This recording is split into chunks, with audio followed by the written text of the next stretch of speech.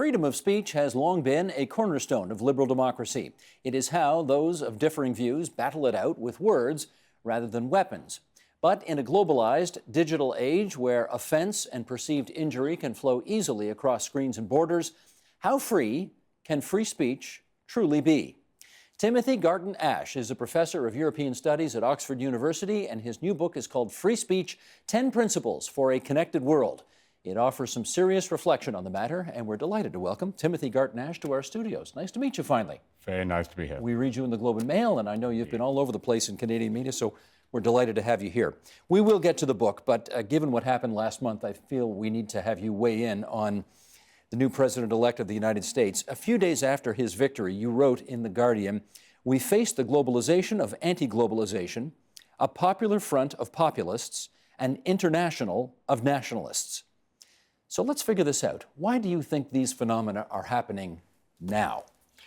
Because we've had an unprecedented forward march of freedom and a spread of globalization. And what you see in Britain with the Brexit vote, in the United States with Trump, in Turkey, in Poland, in Hungary, in France, is a kind of counter-revolution against the advance of liberalism. And it comes in the form of populism, which says, the people strike back, and as Donald Trump put it, I am your voice. I speak directly for the people. Forget about constitutional courts, Supreme Courts, parliaments. We speak for the people. And that's what you hear from Nigel Farage in the Brexit debate, from Trump in Poland, in Hungary, Marine Le Pen in France. It's somewhat authoritarian. Does that make you nervous? What it is a kind of illiberal democracy. It's democracy as a tyranny of the majority. And there's always some large group of people who are excluded. It's us and the them are Mexicans and Muslims in the United States, there are Poles and East European in Britain, whoever it is, it's us and them. And it's deeply illiberal, and it's very worrying. Now, you did mention France in that first answer, and of course, France is about to have an election, as is Germany. As you play it forward, what do you see? Well, we have the existential crisis of the European Union. There has never been such a crisis. We already have populists in power in several European countries. I think partly because of the Brexit vote and the victory of Trump, that Marine Le Pen, the leader of the National Front, has a good chance of winning in the second round of the French presidential election. And that would be, Brexit is already shaking the European Union, but that would arguably be the beginning of the end of the European Union. Well, except that it could be the real thing, unlike Brexit, because it looks like your Prime Minister is doing whatever she can to sort of fudge that as best as possible. Is that right? There's a joke about Theresa May, which is she's Theresa May or maybe not. Right. We're going to end up in a peculiar sort of halfway house. But France and Germany have always been at the absolute core of the European Union. And if France went the populist way, that would be very worrying indeed. I want to get your take on a phenomenon I have never seen before, and I've covered dozens of elections, and that is the implications of living in a world where verifiable facts don't matter and outright lies are sort of embraced as gospel truth by huge chunks of the population. We saw that in this U.S. election. What are the implications of that going forward? So let me step back for a moment, because this book is about the incredible opportunities for free speech that a connected world gives us through the internet. But it also brings big dangers. And one of them is precisely that instead of having the media we need for democracy, which is where people meet round a table like this, all the different views are exchanged, and then you make up your mind, everyone is going off into their own polarized echo chambers. The Trump echo chamber, the Hillary Clinton echo chamber, the Marine Le Pen echo chamber. And in those echo chambers, facts disappear. And you move into, and that's the nature of the post-fact society. So Trump is a great example. He says Barack Obama was not born in the United States. Obama produces his birth certificate. You think that's the end of the matter. Trump then says in an interview, many people feel that it's not a proper certificate. It's what Stephen Colbert called truthiness. And the challenge is, you see, free speech is not just about what's allowed by law. It's about how we actually get, how we choose to speak, how we get the kind of free speech we need in an open society and for democracy. And the challenge now is, how do we get the facts back to people who are voting for the populists? I don't mind saying it looks impossible at the moment, particularly when you look at the amount of fake news that's out there on social media sites, and I don't know how we get it back. Do you? I don't think it's impossible, but I think it's difficult. Fact-checking has, in real time, has already become a part of electoral politics in the West. But nobody cares about it. So here's the point. Our effective freedom of speech is no longer just the product of the state we're in. We have what I call the private superpowers. Facebook, 1.8 going on 1.9 billion users. And they decide. A lot of people are getting most of their news through Facebook. And it's a challenge for them. And it's a challenge which at the moment they're ducking. Right. Mark Zuckerberg says recently, no, it's a marginal phenomenon, tiny, doesn't matter. It sure as hell matters. And if Facebook is magnifying the echo chamber effect, because you only talk to your friends, you only get the news your friends see, everybody else thinks Obama wasn't born in the United States, so you go on believing it, that is extremely dangerous for democracy. And so I think we need urgently to get into a big conversation with the private superpowers about their responsibilities. Well, let's continue it here. Your book on free speech starts with the sentence, "We are all neighbors now." Why is that a significant observation when talking about free speech? Because in the past, our neighbors were our neighbors, the street, the village, the town. And basically, the rule of thumb was, when in Rome, do as the Romans do. But in a world shaped by mass migration and the internet, there are people from everywhere in Rome, and what people see in Rome can be heard and say in Rome can be heard and seen everywhere. We've never been in a world like that. Fantastic opportunity for free speech. 3 billion people can broadcast directly to each other. Huge danger. What does this mean? It means a video called Innocence of Muslims is posted in California. People die in demonstrations in Pakistan and Afghanistan. A fatwa is spoken in Raqqa or Tehran. Journalists die in Paris. And so the question is, how do we maximize the opportunities and minimize the risks? You've called it an assassin's veto in some respects. What is that? So my argument is that one of the most serious threats to free speech in the West today is people who say, if you say that, publish that, broadcast that, draw that, we will kill you. And then they actually do, as happened to the journalists of Charlie Hebdo in Paris. And this is the assassin's veto. And it's not just the people who get killed, it's also the chilling effect on a much, much wider area. I would argue, particularly around Islam, there is quite a lot of self-censorship out of fear.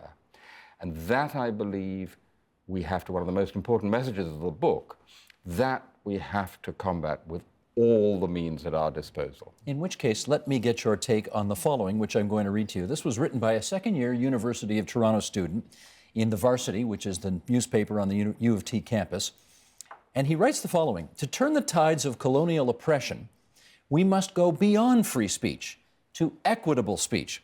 We must wake up, acknowledge our privileges, and in some cases, cede speech for ears towards the unprivileged.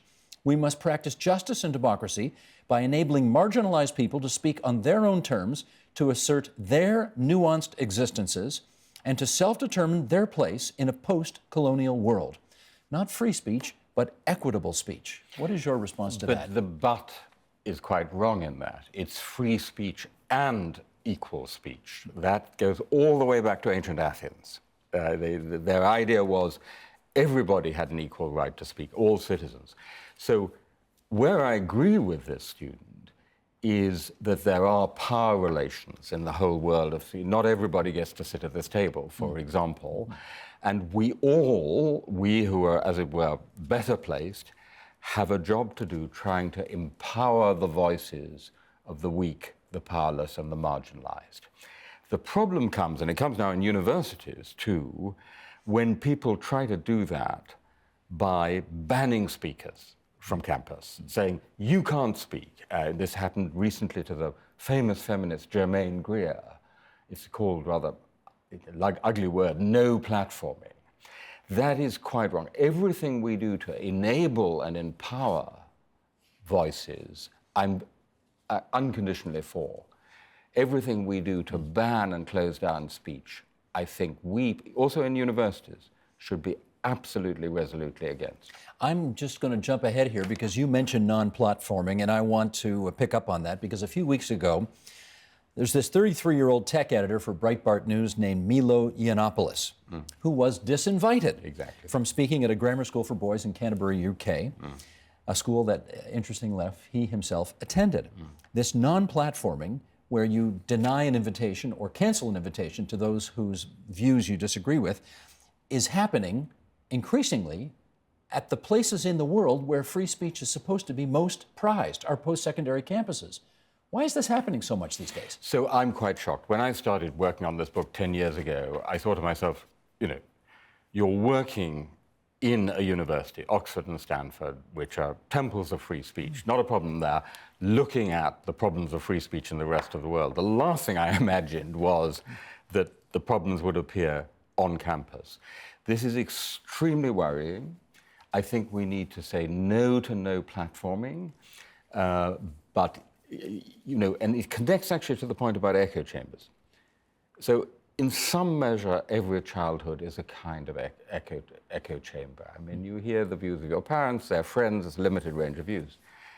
When you leave university, you go back into another echo chamber, unfortunately. So universities should be the places where you are faced with the widest possible range of views, including views which you find provocative, disgusting, uncomfortable, offensive. And what's your sense about whether or not that's happening today? So I think the trend is in the wrong direction. So you answer the question, why is it happening? Why are the children of some of the most privileged and free societies in the world going about this?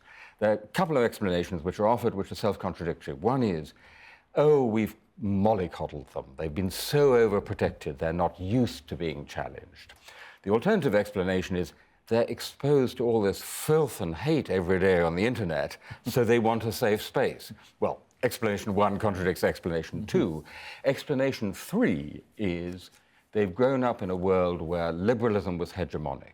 The world of the 1990s and the 2000s, to be young is to be against the prevailing orthodoxy. The orthodoxy is liberalism, so you kick against the pricks, and the pricks are liberal, right? I am not utterly persuaded by any of these arguments. I think there's something to be explored there, but what I am sure about is that while we as professors, as faculty, should listen very carefully to our student concerns and address them where we can, including about the voices of the underprivileged, we should not allow student-on-student censorship. There is a bit of an irony, though, in as much as free speech appears not to be as precious to a generation that has arguably had more freedom than any other generation that came before it. Do you see that? So, you know, freedom is a bit like health. How much you need to value it, you know, when you've lost it. Someone who's been very sick. And it's the same with freedom. And we have a generation who over the last quarter century, you know, in the West, in most of Europe, have grown up knowing nothing else. And I think that's a real problem because they don't realize how fragile it is, how a wave of populism, this anti-liberal counter-revolution I talked about, can just sweep it away. Here's a quote I'm going to read you from the London Review of Books. This is David Bromwich, a Yale University professor, who says, "Free speech is an aberration. It is best to begin by admitting that. In most societies throughout history, and in all societies, some of the time, censorship has been the means by which a ruling group or a visible majority cleanses the channels of communication to ensure that certain conventional practices will go on operating undisturbed. It is not only traditional cultures that see the point of taboos on speech and expressive action. Even in societies where faith in progress is part of a common creed, censorship is often taken to be a necessary means to effect improvements that will convey a better life to all." Let's pick that apart. There's a lot to go at there. Do you agree free speech is an aberration? Well, it's a little provocation, isn't it? Because one could equally well say democracy is an aberration, because obviously for most of human history, people were ruled in other ways. But some aberration, 400 years of the West is some aberration. It is true that in the way that we have it in Canada or Europe, institutionalized, legally protected, culturally embedded free speech is an exception in world history. But the other point that I think he's missing there is this. I argue in the book that there are two crucial questions about free speech. The first is, how free should speech be? But the second is, how should free speech be? That's to say, we may have a right to say it, that doesn't mean it's right to say it. And so within the generous boundaries that we should be allowed by the law and the Constitution, we choose how we speak to each other. And that's what we need to think about, particularly in a multicultural society. I mean, we're sitting in a city which is, I believe, one of the most diverse in the world. Maybe the most. More than 51% foreign-born, which is an amazing statistic. And yet it works. And it works because it seems to me Canadians on the whole understand that having the right to offend does not give you a duty to offend.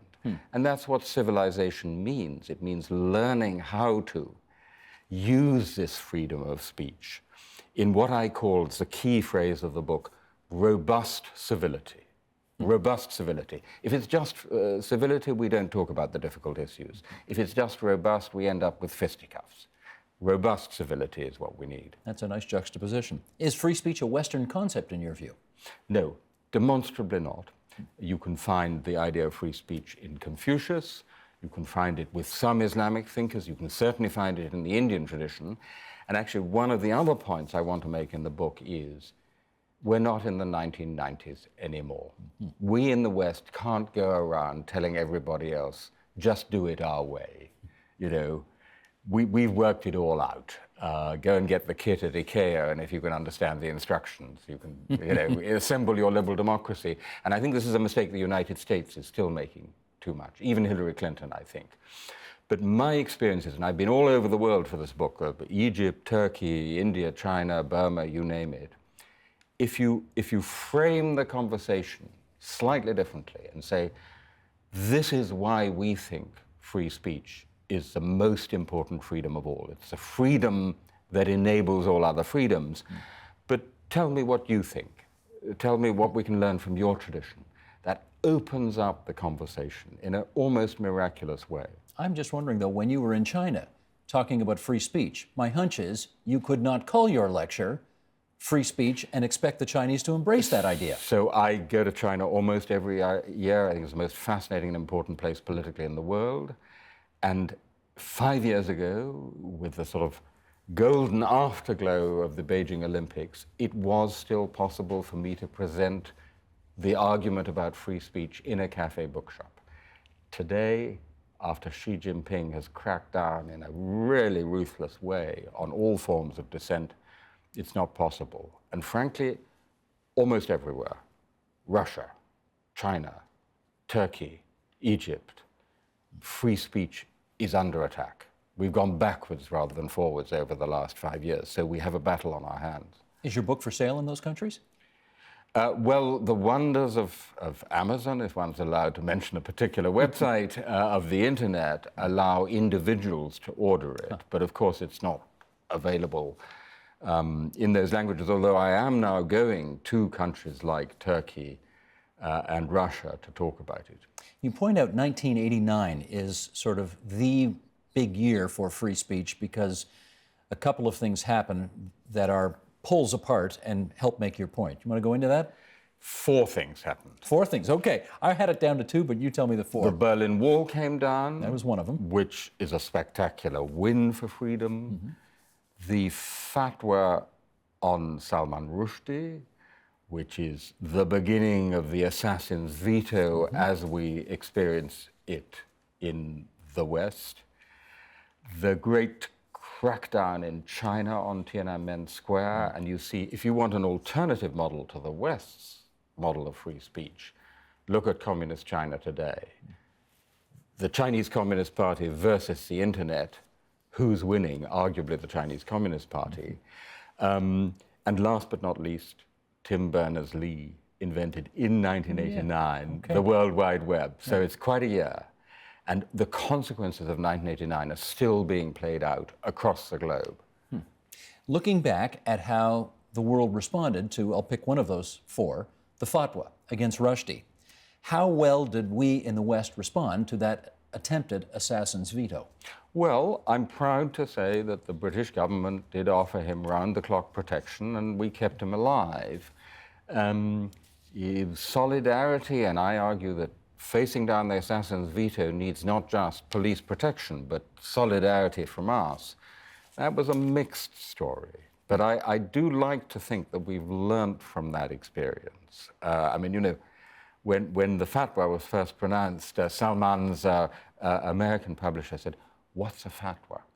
Right? We had no idea. We hadn't had that experience before. Now we know where we are, and I think the response to Charlie Hebdo was quite positive, although I describe in the book how I tried to organize an action for the collective, coordinated republication of some of the cartoons from Charlie Hebdo, and actually failed. Because? Because a lot of newspapers didn't want to do it, partly, I think, out of concern for their staff, who might get attacked, which is a respectable concern, but of course, if that goes too far, it means the assassin's veto has prevailed. Yep. Partly for reasons of taste, partly because of competition. Because, you know, organizing competitive newspapers is like herding cats. Isn't it, though? All right, let's go into the home stretch here with this. You say this in the book: there has been a market failure in the marketplace of ideas. What does that refer to? Okay, so the great American, the typical American metaphor for the value of free speech is the marketplace of ideas, right? And all will be complete in the marketplace. Now, as we said earlier on, what we are seeing is that in the age of the internet, fiercely competitive commercial media shout at each other in very partisan ways. Fox News over here, MSNBC over there, Rush Limbaugh here, NPR over here. And in that polarized shouting match, you lose the middle ground, where the viewer or reader can hear all the voices. So the market failure in the marketplace of ideas is that we're not getting the free speech we need for democracy. And I think you saw this in the American presidential election dramatically. There wasn't actually a conversation between the two sides. Each side was shouting at each other. And passed. And absolutely, and almost literally in the case of Hillary and Donald Trump, you saw it on stage, but above all, speaking entirely to their own echo chamber. So what happens to any efforts to kind of create that middle space where everybody can actually speak and listen and engage? We've got to win it back. And public service media are very important in this respect. Hang on to CBC, hang on to the BBC for dear life. It's one of the things the United States really lacks is a big public service media section. I think you need foundation-supported journalism. But the challenge is to get the facts and the arguments across to the Trump voter in the Rust Belt, or the Brexit voter in post-industrial north of England, or the voter in rural southeast Poland. We can put them out there, but how do you get them across? And that, I think, journalistically, we really have to think very hard about. Do you know the answer to that question? It's a great question. Do you know the answer? You know, the first thing is to find the right question, and then you have to work away with it. But what's for sure is populist appeal to people who think that mainstream media, quote unquote, liberal elites, experts, politicians, were no longer speaking to them and for them. So what they love about a Farage or a Trump or whoever it may be, or Le Pen, is, hey, this guy is speaking our language. He's speaking to me, she's speaking to me. So we have to find a way of speaking to them in a language that will be understood. And I don't mean condescendingly, that's important to say, but as language that will be understood and appreciated. And by the way, one thing we could do is do a bit more good reporting about their lives and the difficulties of their lives, or the lose of globalization. Because how many stories did you read in the New York Times about the sufferings of people in Michigan, or in the Rust Belt? You know what? My recollection is I started to read it with about a month or 6 weeks left in the campaign, which meant basically it had been ignored for the first 12 to 14 to 16 months of the campaign. The last quarter century. Yeah. The same is true. I mean, it is a failing of, if you will, in the broadest sense, liberal media. We had endless stories from Iraq, celebrity, fashion, you name it. But the sufferings of these people, and they're real sufferings of people who feel marginalized, left behind, economically, socially, culturally, that there wasn't much good work on. Do you think those people have given up, though, on the mainstream media, on cable television that doesn't fit into their echo chamber? In other words, how do we get to them when they appear to have completely given up on those messengers? So one of the interesting details about both Brexit and Trump, and why I'm so worried about France, is the polls got it wrong. And one reason the opinion polls got it wrong was that people regarded the polls as part of this whole corrupt elite political system. Don't even talk to them. They're part of the system, the establishment, this world which Trump called rigged. So there's a big, big challenge for us there. And I suspect it's going to have to be new platforms, new ways of reaching people, which starts by listening to their concerns as well as speaking. You write, the whole history of free speech demonstrates that it needs courage to defend it. Do those who are raised in liberal democracies have what it takes to defend it? So I tell the story in the book of a heroic figure in 17th century England who was whipped from one end of London to the other, put in the stocks, and still kept on speaking and protesting. Free speech was born out of a struggle, the struggle of the English 17th century, then of the Enlightenment. We're now taking it for granted, and the heroes for free speech you find now in China, in Russia, Anna Politkovskaya, the journalist who was murdered, for example, in Egypt and so on. But I think free speech is now under threat here at home in the West, and we need to wake up to that and face up to it. Who's going to lead that fight? Well, this is a call to action.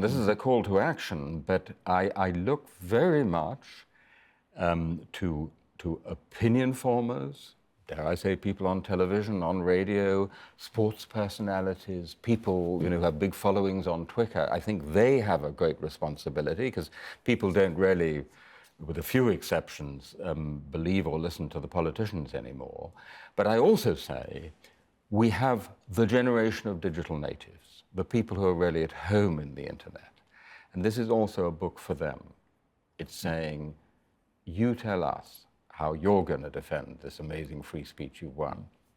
There is so much to think about in this book. It's a terrific read. I'm so glad you wrote it. Timothy Garton Ash, Free Speech, 10 Principles for a Connected World. So good of you to visit us at TVO tonight. Thanks so much. Great pleasure. Help TVO create a better world through the power of learning. Visit TVO.org and make a tax-deductible donation today.